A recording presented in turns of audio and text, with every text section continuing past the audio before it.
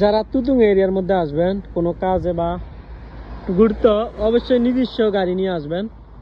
বাসের আশায় থেকে লাভ নাই, একবারই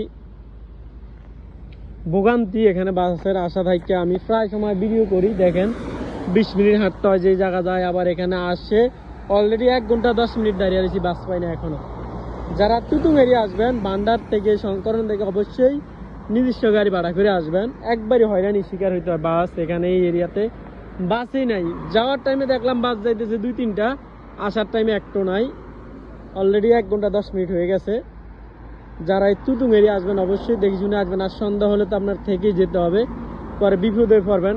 নতুন যারা আসেন তাদেরও বলে দিলাম, আশা করি বুঝতে পারছেন যে তুতুং এরিয়ায় আসলে অবশ্যই নিজস্ব গাড়ি নিয়ে আসবেন।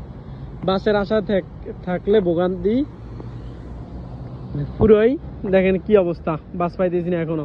একদিকে লাগছে খিদা, অন্যদিকে না আসরে আজান দিছে, নামাজ পড়তে পারি না। ভাবলাম যে 4টা বাজে যদি নামাজ পড়তে যাই বাস চলে আসবো। বাসের আশা থাকতে থাকতে অলরেডি 1 ঘন্টা 10 মিনিট এখনো বাস পাই না, নামাজের টাইমে চলে যাইতেছে। কি একটা অবস্থা। সারা বছর ভালো দিক তো তুলে ধরলাম, আজকে একটা দিক তুলে ধরলাম আপনাদের মাঝে। ব্রুনাইয়ের দূর দূরান্তে চলাচল করতে হলে অবশ্যই বাসের আশা না থেকে নিজস্ব গাড়ি নিয়ে যাবেন।